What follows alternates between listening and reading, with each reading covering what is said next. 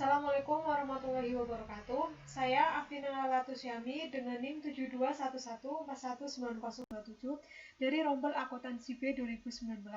Di sini akan menyampaikan materi yang ketiga dari Sistem Informasi Manajemen, yaitu menggunakan teknologi informasi dalam menjalankan perdagangan elektronik atau e-commerce. Yang pertama ada pengertian e-commerce. Jadi pengertian e-commerce adalah penyebaran, pembelian, penjualan, pemasaran barang dan jasa melalui sistem elektronik seperti internet atau televisi, website, dan jaringan komputer lainnya. Contoh e-commerce yang berkembang di Indonesia ada Lazada, Bukalapak, Shopee, dan Tokopedia. Kemudian yang kedua ada ruang lingkup e-commerce.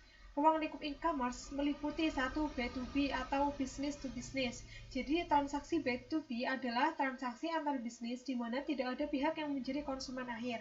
Contohnya itu rantai distribusi dari produsen ke distributor, ke toko eceran, kemudian barulah ke konsumen. Sedangkan B2C atau business to consume adalah transaksi-transaksi yang terjadi antara bisnis dan konsumen akhir. Jadi dari transaksi B2C hanya melibatkan dua pelaku utama, yakni antara penjual dan pembeli. Next ada manfaat e-commerce. Jadi manfaat e-commerce itu ada bagi perusahaan, kemudian bagi konsumen, dan bagi masyarakat. Bagi perusahaan sendiri meliputi satu penjualan global. Jadi perusahaan dapat menjual produk, barang, dan jasanya itu menyeluruh ke seluruh dunia, tidak hanya dalam suatu tempat tertentu. Yang kedua, pengembangan infrastruktur perusahaan. Jadi dengan menggunakan e-commerce, perusahaan itu tidak melakukan ekspansi kantor cabang. Jadi mengurangi infrastruktur perusahaan.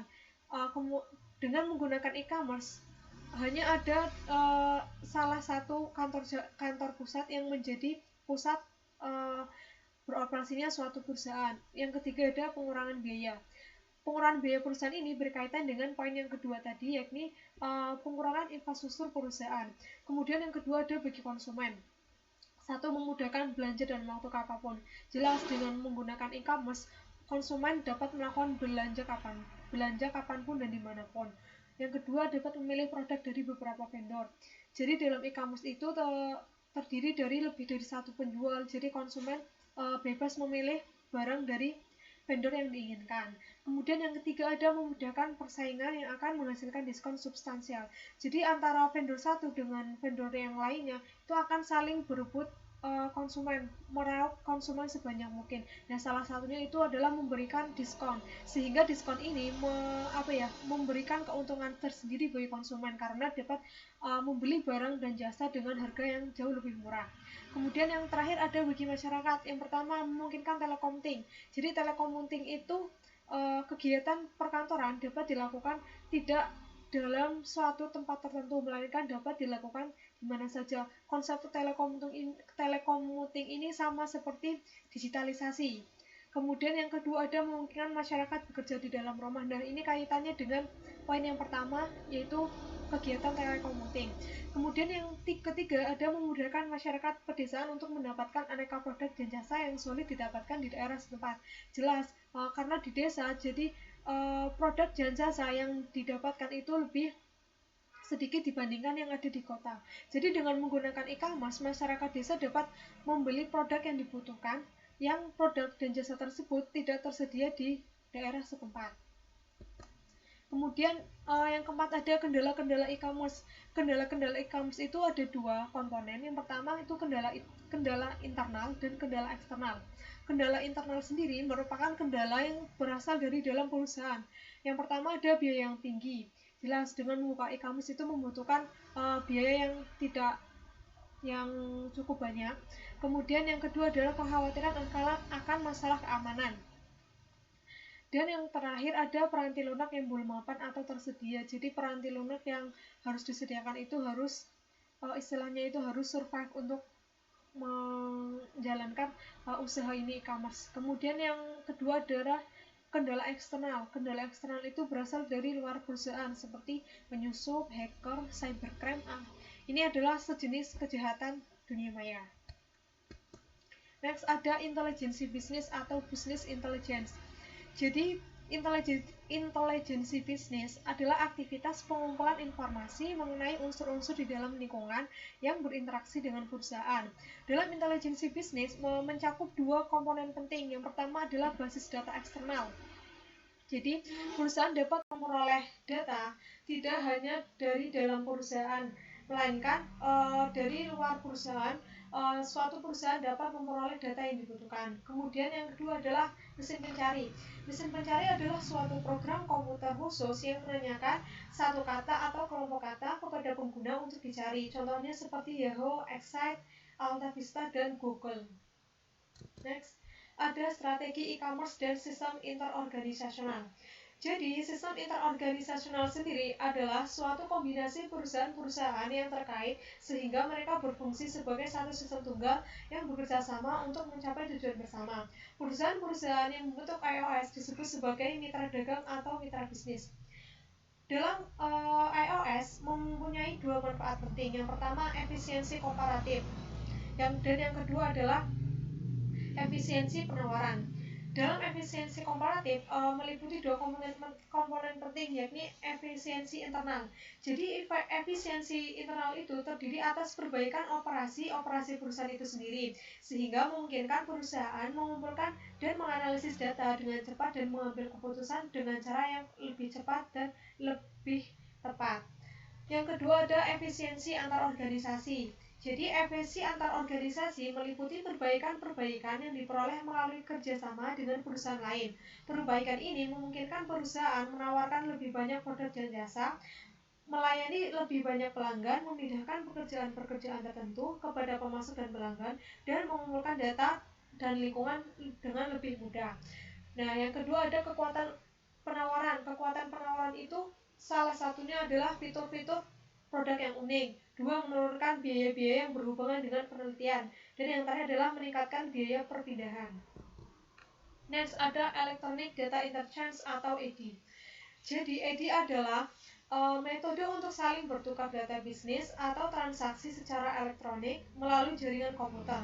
EDI memiliki standarisasi transaksi perdagangan sehingga perusahaan dapat berkomunikasi secara langsung melalui sistem komputer ke sistem komputer lain tanpa memerlukan hard copy, faktur, serta terhindar dari penundaan, kesalahan yang tidak disengaja dalam penanganan berkas dan sebagainya.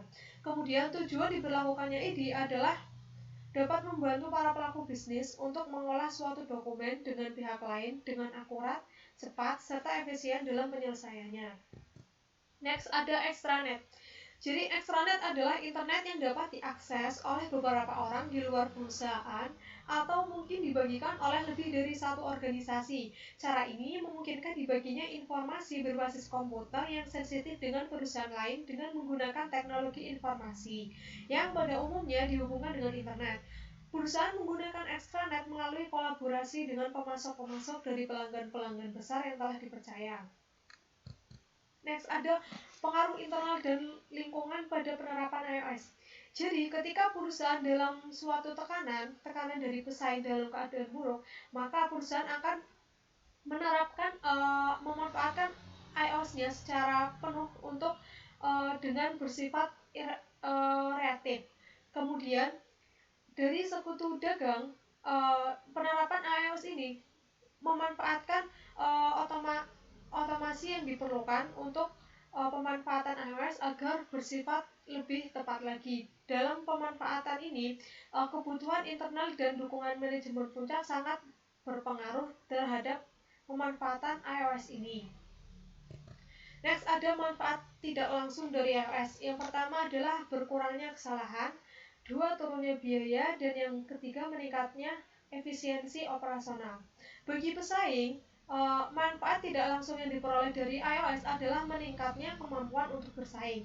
Sedangkan dari sekutu dagang atau perusahaan lainnya adalah perbaikan hubungan. Jadi apabila beberapa perusahaan digabungkan dalam satu organisasi formal, mereka akan dapat menjalin hubungan yang baik sehingga manfaat tidak langsung iOS ini terhadap sekutu dagang adalah perbaikan hubungan. Apabila mereka disatukan dalam satu organisasi formal, maka mereka akan memiliki satu tujuan dan pemikiran yang sama sehingga hubungan mereka akan jauh lebih baik. Dan yang terakhir itu adalah bagi pelanggan. Bagi pelanggan sendiri, manfaat iOS adalah perbaikan layanan. Pelanggan akan memperoleh pelayanan yang lebih baik dari sebelumnya. Next adalah strategi B2C untuk e-commerce. Yang pertama, produk-produk digital. Contohnya itu pembelian e-book melalui website. Jadi pembelian buku itu tidak serta-merta berbentuk fisik. Jadi buku dapat dibeli dalam bentuk soft file. Jadi sistem pembelian produk-produk digital ini contohnya itu kan pembelian e-book melalui website.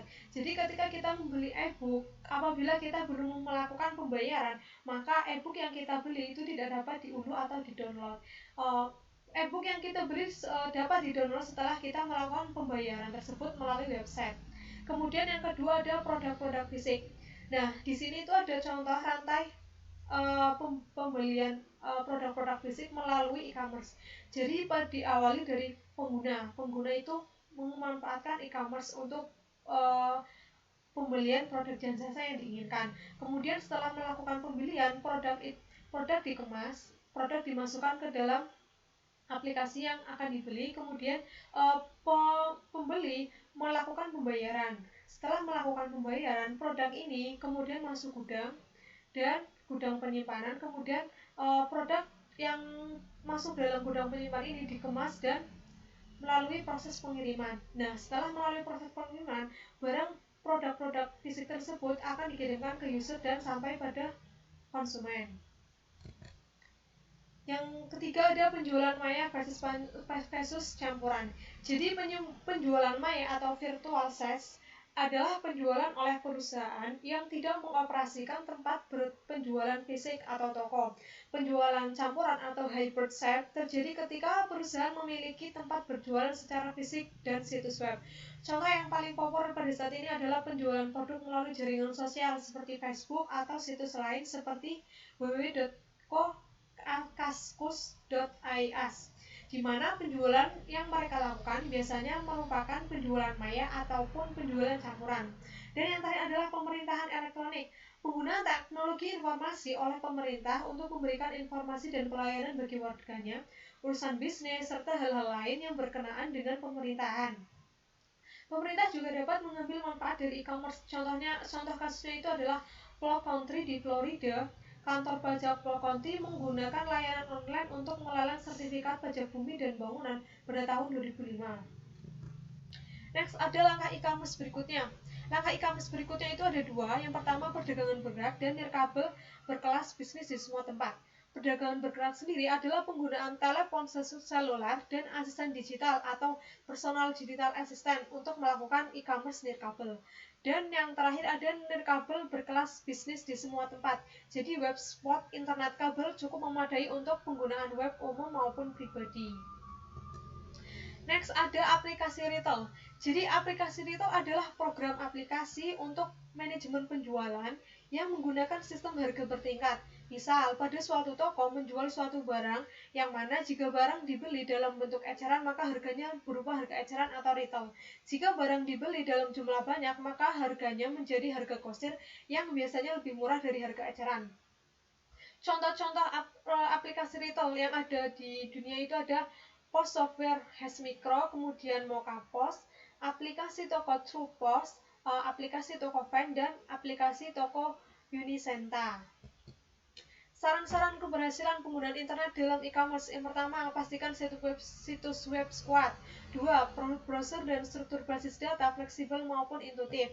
3. Menekankan isi. 4. Sering diperbarui. 5. Melihat di luar pelanggan. Yang 6. Menunjukkan isi pada kebutuhan spesifik pengguna. 7.